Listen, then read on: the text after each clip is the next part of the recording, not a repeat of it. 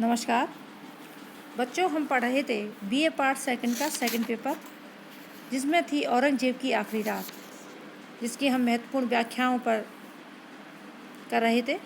अगली व्याख्या है कि गहरी सांस लेकर और जीनत हमारी बेटी, इस आखिरी वक्त में हमारे बिस्तर के नज़दीक हमारा एक भी बेटा नहीं है।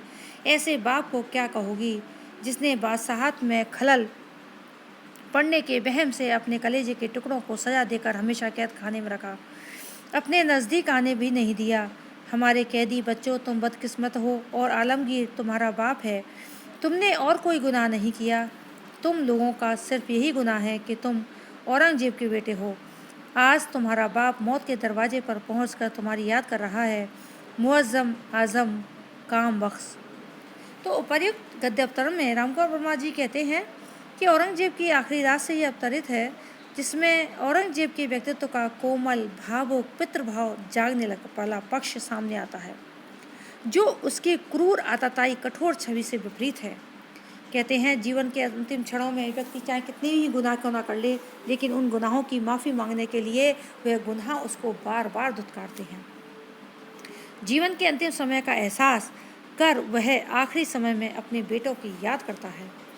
लंबी आह के साथ औरंगजेब अपनी बेटी जीनत से कहता है कि हे बेटी, जीवन के आत्म समय में मेरे बिस्तर के पास मेरा एक भी बेटा नहीं है। यह कैसी अजीब स्थिति है। लेकिन वह यह भी कहता है कि इस स्थिति के लिए बेटे दोषी नहीं हैं और ना ही मेरा भाग्य। इस बात के लिए तो मैं स्वयं ही जिम्मेदार हूँ। हर गलत कार्य करने के लिए व्यक्ति स्वयं जिम्मेदार होता है, क्योंकि कुछ उसकी नीयत और कुछ उसकी शक्तियाँ और कुछ उसकी महत्वाकांक्षाएँ उसको गलत कार्य करने के लिए प्रेरित कर देती हैं। मेरे कर्म ऐसे हैं, शासन निर्बाध रूप से रहे, मेरी बादशाहत में किसी तरह की बाधा ना पड़े, इसलिए मैंने स्वयं को अपने कलेजे के टुकड़ों को सजा देकर हमेशा बंदी बनाए रखा। खुद के बेटों से ही औरंगजेब को इस बात का डर था कि वे उसे पद से अलग ना कर दें। इसी आशंका के चलते उन्हें जिंदगी भर कैद में रखा।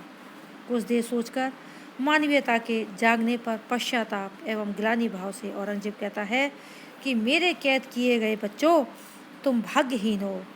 तुम भाग्यहीन नहीं, क्योंकि तुम्हारा बाप क्रूर और आतताई अमानवीय आलमगीर है। तुम्हारे पिता ने कभी तुम्हारी भावनाओं का समर्थन नहीं किया।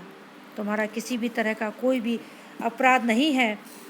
तुम्हारा सिर्फ इतना सा अपराध है कि तुम औरंगजेब के बेटे हो। आज तुम्हारा यही अपराध पिता अपनी मृत्यु के नज़दीक आकर तुम्हें याद कर रहा है। अरे मेरे बेटो, मुअज़्ज़म आज़म काम बख्श।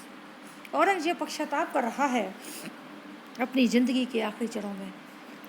औरंगजेब के व्यक्तित्व छिपा हुआ, दबा हुआ मानवीय रूप, कोमल हृदय की संवेदना यहाँ व्यक्त हुई है।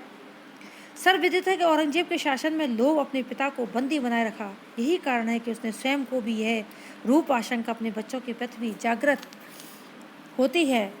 इसकी भाषा शैली प्रसंग के अनुरूप बड़ी ही प्रभाव में प्रस्तुत की गई है।